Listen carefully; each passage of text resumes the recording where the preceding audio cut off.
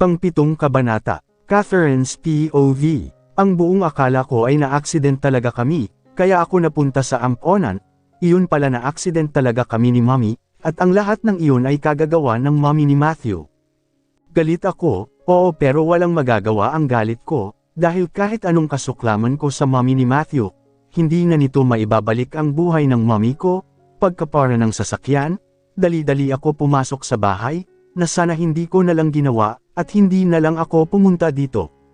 What the heck you, Matthew? I saw him kissing with Blair again. I hate the two of you. Oh, you're here soon to be ex-wife. Blair said and smirked na pinapahiwatig niyang talo ako at panalo na siya. I don't care about her. I run to Matthew and hug him tight. Mine, hear me out please. I beg at lumuhad sa harap nito. But, he looked at me with cold stare, at inilapit niya si Blair sa kanya at hinawakan ito sa baywang. Nagbaba ako ng tingin dahil nasasaktan ako dapat ang hawak-hawak niya at hindi ang babaeng yan. Stand up, he shout at me and stare me deadly. Please, at least once Matthew. Hear me out first. I'm crying in front of him and he's kabit na kirayde niya. Please, mas lumakas ang iyak ko, ngunit wala akong makitang kahit anong awa sa mata ni Matthew. I'm begging you, Matthew. Hear me out. I need you to listen me para maayos pa natin ito. Please. No, we can't fix this anymore. Di ba sumama ka na sa lalaki mo, kaya sapat na iyong proof na nakita ko para iwan ka. He looked anger and I see how he wanted me lost at his sight. Matthew, I whisper and look him begging. He just stared me like I wasn't exist to his life. Does he really love me? Nor important me to him. Or he never loved me. I wanted to scream and cry all day and night again. Ano ito ba talaga ang gusto mo? Galit ako, yun ang nararamdaman ko. Ang sakit pala ang taong akala mong makaintindi sa'yo at uunawa, ay hindi niya magawa. Bakit nga ba kasi ako nag-expect diba? Isa lang naman itong peking pag-aasawa, oo. Ang lamig ng boses niya, parang hindi si Matthew ang kaharap ko, parang hindi ang taong mahal ko at minahal ako. Teka nga, minahal ba niya talaga ako? Ngumiti ako ng mapakla, yung tipong makikita yung sakit at pagod. Tumikim ako at pilit na nagsalita kahit ang hirap na. Masaya ka ba? Sa piling niya, ang sakit pala na habang tinatanong ko, ay nakatitig lang siya sakin, na para bang wala siyang pake, na para bang wala kaming pinagsamahan. Are you blind woman? Hindi mo ba nakikita? Masayang masaya ako sa piling niya. Ngumiti ako at mapaklang tumawa, halata nga. Ang tanging naisagot ko lang at tinignan ng babae niya, nakangisi ito na parang nang aasar. Annulment ang gusto ko, at gusto kong pirmahan mo na yon. Ngayon na, dahil hinanda na ni Blair ang lahat. Nakita kong may inabot ang babae niya sa kanya, ng isang envelope. Annulment paper yun at hindi ako pwedeng magkamali. Oh, ayan pirmahan mo na. Pinato sakin ni Matthew ang envelope. Tinignan ko ito at dahan-daw ang pinulot, ang envelope na nagel alamang ng annulment paper namin. Pipirma ako, huwag kang mag-alala. Mahinahon kong sabi. E ano pang hinihintay mo? Pirma na, sigaw ng Kiraida. Inirapan ko na lang siya at tumingin ng diretso kay Matthew. Kapag pinirmahan ko ito, sa oras na ito, malaya ka na. Ibig sabihin pagod na rin ako, pagod na. Sa oras na malaman mo, kung ano ang tunay na nangyari sa araw at sa gabing yon. Wag kang magpapakita pa ulit sakin, o hihingi man lang ng tawag. Dahil sa oras na yun busy na ako. Busy na ako sa paglimot ng meron man tayo ngayon. Busy na rin sa paglimot kung paano mo ako binasura, nang hindi mo man lang inalam ang paliwanag ko. Tinitigan ko si Matthew, yung tipong hindi siya makagalaw, dahil sa diretsahang titig ko sa kanya. Wala akong nahintay na sagot sa kanya, kaya binuklat ko ang envelope at binasa ang laman nun, annulment paper nga. Nakita ko ring may ballpen na doon, kaya agad kong hinanap ang pipirmahan ko, sinulyapan ko silang dalawa, sina Matthew at Blair ang mga taong nanakit sakin. Ngumiti ako at dahan-dahan akong pumipirma. Nang matapos kong pirmahan, nanginginig na ang kamay ko, at nagbabadi na ang mga luha ko, pero hindi ko ipinahalata at agad na inilagay ulit ang papel sa envelope. Ngumiti ako at tumayo at ibinigay ang envelope kay Matthew. Sinulyapan ko silang pareho, at dahan-dahan nang tumalikod. Sa pagtalikod ko doon nahulog ang isang butil ng luha ko, like what I said before, Matthew. If I will saw you happily with someone's arm, I will let you go. I hope you will find your true happiness with her. Live your life full of love and happiness. Now, at this point I gave up. I'm done, Matthew. Goodbye. After I said those words, agad kong pinunasan ang mga luha ko at dali-daling umalis sa harapan nila. Habang papalayo ako, mas dami ang mga luhang bumababa sa mga mata ko. Ngumiti ako at tumangala sa kalangitan. Ang daming bituin ng kikislap ng mga ito. Ang sarap pagmasdan at titigan. Anak, tayo na lang ang magkakampi, kaya sana wag mo ring iwan si Mommy kasi hindi na niya kakayanin kung pati ikaw mawawala pa sa kanya. Mapait akong ngumiti at nagbaba ng tingin, saktong nakita ko rin ang taong alam kong matutulungan ako sa ikinahaharap ko ngayon. Ilayo mo na ako dito. Gusto ko nang umalis at makalimot sa lahat, Kyle. Ngumiti si Kyle at ibinuka ang dalawang kamay nito, na para bang hinihintay ako nitong lumapit at yayakap sa kanya. Umakbang ako at dahan-dahan nang lumapit sa kanya, isang hakbang na lang sana, pero umikot na ang buong paligid ko. Ang alam ko lang ay nahawakan ko ang aking tiyan, at nakaramdam ng dalawang kamay na bumalat sakin, upang hindi ako matamba. Dahan-dahan ang dumilim ang nakikita ko, at narinig na lang ang sigaw ni Kyle. Ate, everything went black. Catherine's POV. Sa pagmulat ng mga mata ko puti agad ang bumungad sa akin, am I dead? Ate, you're awake. Masayang tili ng kung sino, kaya napatingin ako dito. Agad na sumiklab ang galit sa dibdib ko, si Blair. Anong ginagawa niya dito? Bakit ka nandito? Get out of here. I'm mad, gusto ko siyang sabyunotin at sampelan ng paulit-ulit. Ate, look, agad kong pinutol ang dapat nito sabihin, ate. Hindi kita kano-ano, kaya wag mo akong matatawag na ate. And remember, ikaw ang may pukana ng lahat ng ito. Nang dahil sa pagiging makasarili mo, at nagpabulag ka sa pagmamahal mo kay Matthew, napili mong saktan ako, kami. Bumuhos ulit ang mga luhang gustong kumawala pa kanina. Ang hapdi sa dibdib, ang sakit-sakit, ate, listen ta. Don't call me, ate. You're not my sister. I shout at her loud and stare her deadly, umiyak na rin ito at yumuko, habang pilit na pinipigilan ang paghikbi. Hindi ba't dapat ako ang mas nasasaktan dito? Dapat ako lang yung umiiyak, dahil hindi ako pinagkatiwalaan ng taong mahal ko, at mas pinili niyang paniwalaan ang taong nasa harapan ko ngayon. Anong nangyayari dito? Hinihingal na sigaw ni Dad nang pumasok ito sa aking kwarto. Dad, drag her out. I command Dad at tumalikod pahiga para hindi ko siya makita. Ate, please magpaliwanag ako. Humihikbi nitong sabi. Samantha, bigkas ni Dad kayab napaharap ulit ako sa kanila. What is the meaning of this? I shout and straight stare them. Anak, siya si Samantha. What? So all this time, ang babaeng kapakapatid ko ay si Blair, na siyang naging dahilan, kung bakit kami ganito ngayon ni Matthew. Ate, shout up, and don't call me ate. Ate, hindi ko ito ginasto. Hindi ko ginustong saktan ka. I said don't call me ate. At anong sabi mo, hindi mo ginustong masaktan ako, pero ano ha?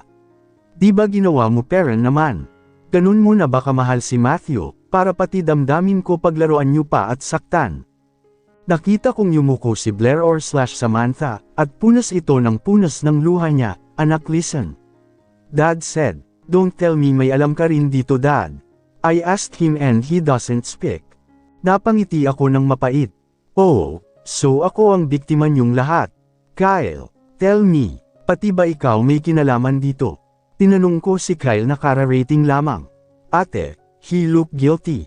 So lahat kayo, you planned this all. I can't believe this. Of all people, bakit kayo pa? Especially you, Dad. I'm disappointed and feel betrayed. Pinagkaisahan nila akong lahat. Ikbi ko ang namayani sa buong kwarto. Anak, huwag mong idamay ang mga kapatid mo dito.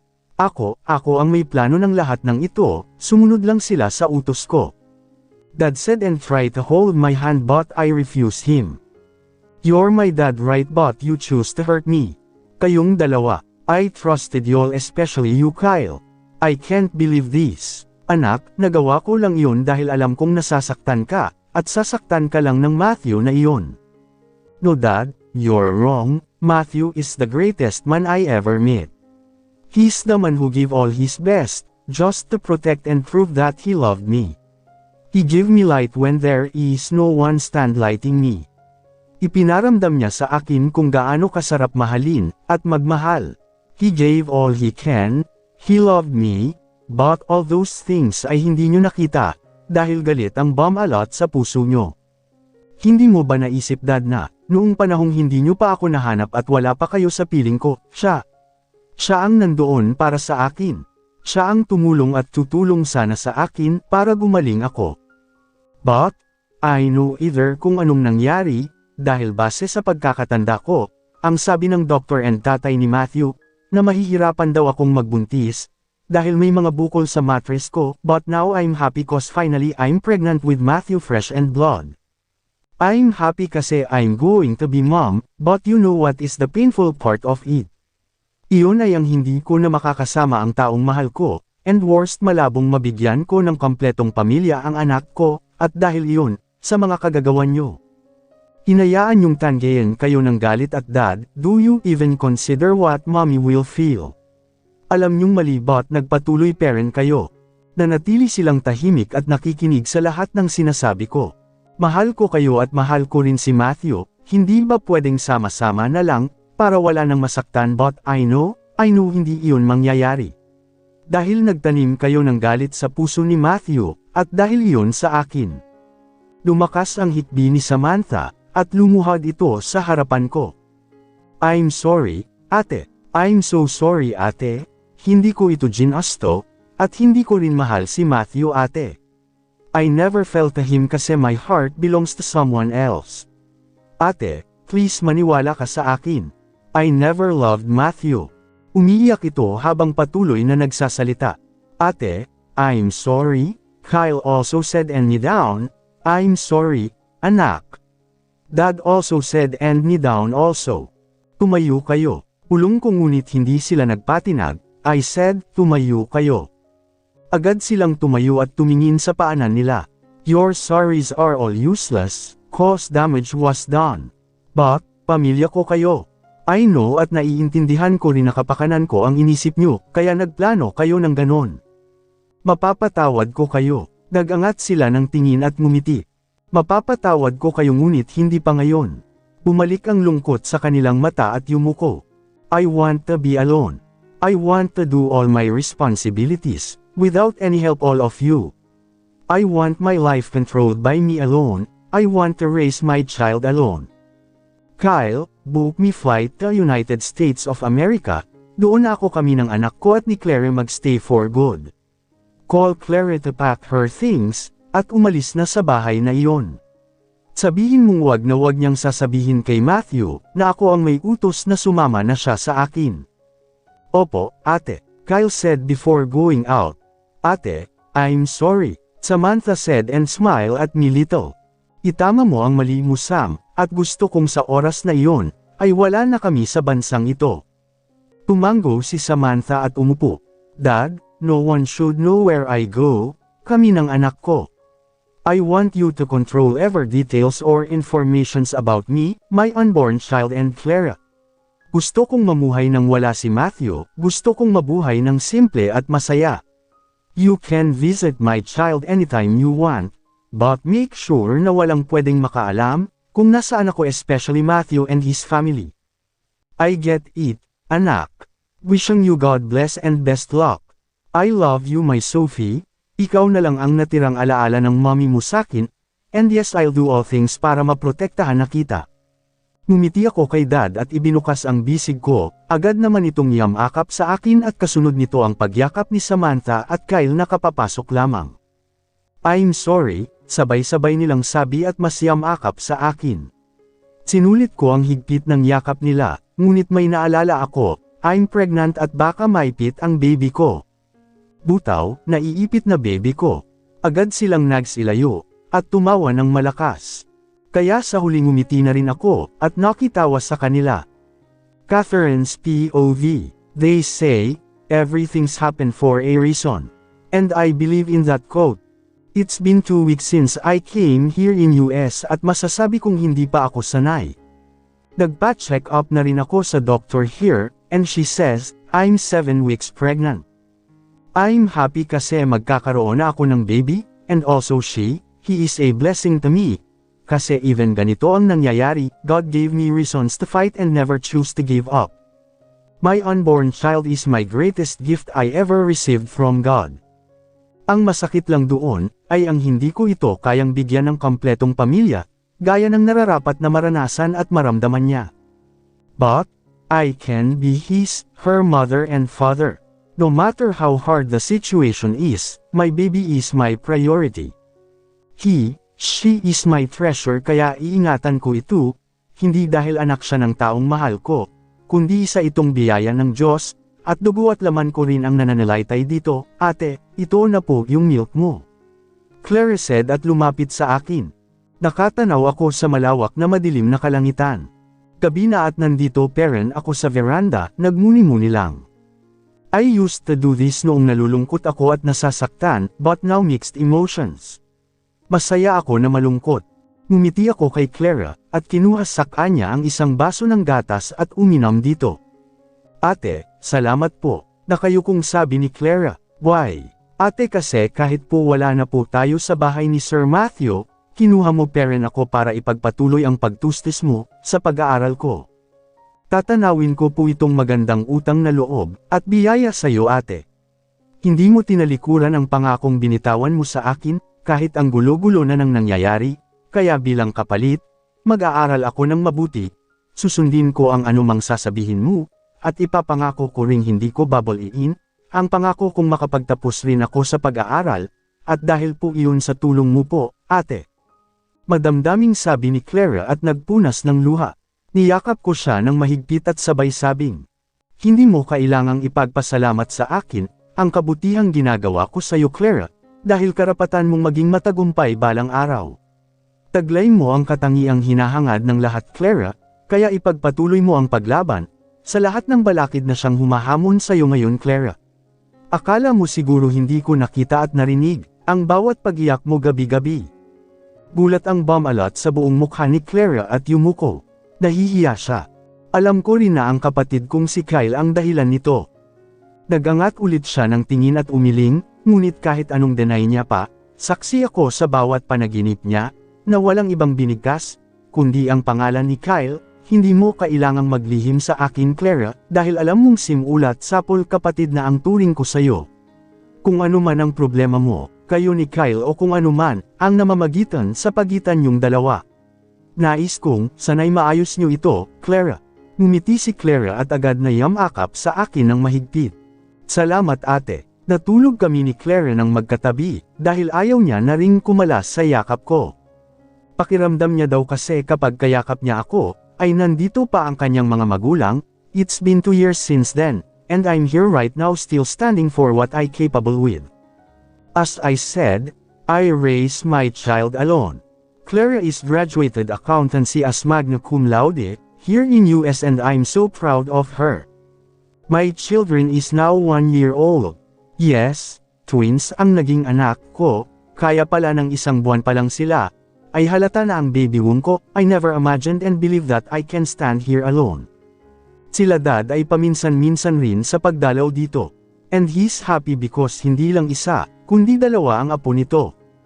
I'm a CEO of my own company here in US and I also have branch sa Philippines. I named my company after my twins' names, Zyke Ryle Garcia and Zia Eunice Garcia. And my company name is ZRZE Corporation. Nakakapagtaka ang names nila right but kinuha ko pa rin ang Z ni Matthew kaya ang mga first name nila is start with letter Z. Hindi ko masasabing hindi na ako galit kay Matthew at the same time, hindi ko rin masasabing napatawad ko na siya. Kahit sabihin pa nating 2 taon na ang nakalipos mula noon, ay nandoon pa rin yung sakit kasi. Matthew never heard my explanations and from that day, I know his love for me is not whole. Is you really love one person, the opinion of others are all useless, lalo na kapag ang taong mahal mo, ang nag-explain ng reasons niya. And I hate Matthew dahil sa ginawa niya, hindi siya nagtiwala sa akin. My daughter? Zia said while pouting at tinuturo ang kuya niyang nasa bed, why my baby? I asked her with low tone. Kya, kuya, she pout again for the second time kaya hindi ko napigil ang pinisil ng kunti ang pisngi niya. Agad niyang hinawakan ang pisngi niya, at tinitigan ako ng naluluha. Naalarma agad ako kaya agad ko siyang kinuha. Words, she said while crying already. I'm sorry my baby, ang cute mo kasi eh. I said habang pinapatahan siya. Bigla naman siya humajijek, kaya napatawa ako ng malakas, pati rin si Claire na nakatayo sa pinto. Nako ate kaya lumapit siya sa'yo, kasi pati ang kuya niya pinipisil ang pisngi niya po ate. Nakangiting sabi ni Clara kaya napatingin ako kay Ryle. Nagpout rin si Ryle kaya mas lalo akong natawa. Bumalot ang tawanan sa kwartong iyon, dahil sa kakyutean nila at kakulaitan. Noon, lagi kong ini-imagine ang ganitong senaryo. Now, nangyayari na talaga, at sa hindi inaakalang pagkakataon, dalawa pa ang binigay ng Panginoon sa akin. When I was still pregnant, nagtrabaho ako hanggang maging 5 months sila, dahil nga malaki na noon ang tiyan ko kasi kambal sila. Huminto na ako noon dahil ayaw ko ring marisk ang buhay ng mga anak ko. By that time, pinilit na ako ni Dad na siya na raw ang mag-support sa akin financially, and wala na akong nagawa noon dahil kailangan na talaga. Dumating rin ako sa morning sickness noon and sa paglilihi. Si Matthew Perrin ang hanap-hanap ko, buti na lang at may picture siya, kami noon sa cellphone ko. Kaya doon ko kinuha ngunit pagkatapos noon, ay hindi ko na binuksan pa ang cellphone ko, dahil nakita ko ang mga missed calls ni Matthew at text. Wala na rin akong balita pa sa kanya. And si Sam, she's married now and she also have child. While, Kyle ang alam ko liniligawan niya ngayon si Clara, pag-ibig nga naman diba? And me, I'm happy for what I am right now. Hindi ko na hinihiling na magkaayos kami ni Matthew, my children is enough for me. At kung darating man ang panahong magkita kami, at gusto niyang kunin ang mga anak ko, patayan muna ang magaganap, bago niya makuha ang mga anak ko sa akin, hindi niya deserve. Catherine's POV. Maybe my life is not perfect as other, no life without any trials are not define life. Ang akin na lang ngayon, ay ang makasama at maipadama ko yung buong pagmamahal ko sa mga anak ko. Zia and Ryle are my life, and without them siguro ang buhay ko ngayon, ay pariwara na. Ring. Daddy's calling, last week lang tumawag sa akin si Dad para manggamusta, bakit siya tatawag if once a month lang naman dati? Hello, Dad. Anak. Mahinang saad ni Dad na siyang ikinapangamba ko ng husto. What's happening? Dad, are you okay? You sound like sick. My Sophie, I'm okay, I'm just having mild fever right now. Alam mo naman na kami lang ni Kyle umaasikaso, sa mga business natin right? Yes, I know Dad. Don't tell me, Pipili. Yes, gusto kong umuwi na kayo ng mga apo ko rito, hindi dahil kailangan ko ng katuwang sa business natin, kundi dahil tumatanda na ako anak, gusto ko ring makasama ang mga apo ko. Dad, don't say that. Dad alam mo naman, you're not still ready ganun ba? Kung hindi ka pa handa, hanggang kailan? Hanggang kailan anak, kung ba mamatay na ako doon ka palang uuwi dito? I know, sarili ko na naman iniisip ko. And I hate it, nagiging selfish na naman ako. Ayoko lang ulit masaktan. Hindi pa ba sapat ang lahat ng sakit na dinanas ko sa puder ni Matthew? Dad, look, stop right there anak. Matagal ko na itong hiling hindi mo pa ako mapagbigyan. Bibigyan kita ng 1 buwan para mag-isip, siguro naman sapat na iyon. Anak, kailangan na kita hindi na ako ba mabata, kailangan ko na kayo ng mga apo ko. I know Dad, I know but I can't. But, Dad, no but anak, kapag hindi ka pa nakapagdesisyon sa mismong 1 buwan, siguro mas mabuting wag ka nang bumalik, at magpakita pa sa akin. At siguro nararapat na rin na magpaalam ka sa akin ngay. Dad, stop. Okay, fine. Uuwi na kami dyan after 1 month. Dad naman kasi Stop that thing. Dad naman kasi off your is not working. My decision is final, gustuhin mo man o hindi, handa ka man o hindi pa, uuwi kayo ng mga apo ko dito within 1 month. He said at pinutol ang tawag. Si Daddy talaga, madrama yun, but I know and I'm afraid too, alam ko na hindi na nga tumatanda ang daddy ko, at marami pa akong pagkukulang sa kanya. How I wish my mom is still here, but I know malabo na. It's been years since then, and ang pagkakaakala ko ay nasa kulungan na ang mommy ni Matthew, and also Dad said na nagsisi daw ito.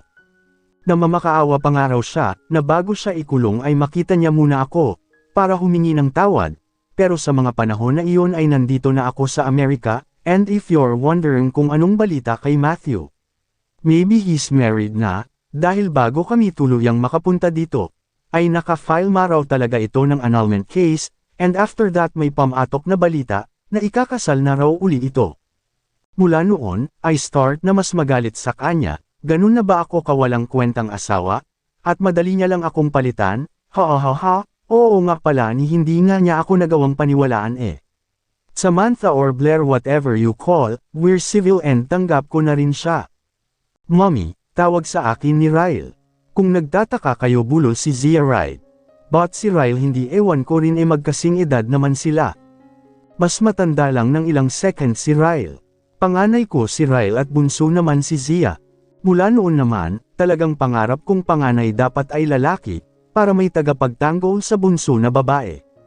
Yes, my baby boy. He looked cute but more handsome. Ang pinkish ng labi niya. So cute, my baby boy. I hug him and kiss his cheeks. Mom, it's disgusting. Yeah, Reed is right. Sa murang edad niyang yan, alam niya na ang mga ganang salita. Sa kwarto nila kasi ni Zia noon, mula pagkapanganak hanggang ngayon, ay may mga alphabet, numbers, colors, shapes, and may mga book na sila doon. Yeah, simula pagkapanganak nila, mulat na sila sa English, but still alam rin naman nila ang magtagalog dahil may Tagalog rin ako inilagay doon. Masyado bang maaga? For me? No siguro sa iba, oo pero bilang ina nila, nais kong masanay na sila sa English language, dahil alam ko at nating lahat na ang English ay para sa lahat. Sa pagpasok pa lang ng kindergarten, sure akong may mga batang English na ang salita. At ayokong dumating sa punto na mapapag-iwanan ng panahon ng mga anak ko para pag-aralan ang mga ito. Ang cute naman ng baby ko, okay anong gusto mo? Mommy, Zia said we will leave this home after 1 month, narinig ka raw niya kanina talking with Grandpa. Nabulol pa siya mommy buti na intindihan ko. Natatawang sabi niya kaya natawa rin ako, lagot kapag na what did you said Kai? Out of nowhere someone shouted loud, kahit bulol talaga mapapangiti ka. Lagot ka baby boy, pulong ko sa anak ko, at na siyang ikinaismid naman niya sa akin. Lihim akong napangiti dahil ang sarap nilang tignan. Nagtitigan sila ng titig at later on umiyak na si Zia, naalarma naman ang kuya niya, kaya dali-dali itong lumapit sa kapatid at pinunpad ng halik. Hanggang sa humajijek na sila sa ketetawa, parehas sila ng damit magkaiba nga lang ng kulay.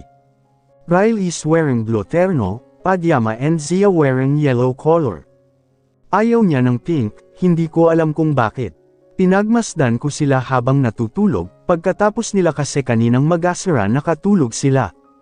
Nakayakap pa sila, ang cute nila tignan kaya hindi ko mapigil ang picturein sila at isend sa group chat namin nila Dad, na siyang ikinagalak nito, pero mas nagpumilit itong umuwi na daw kami.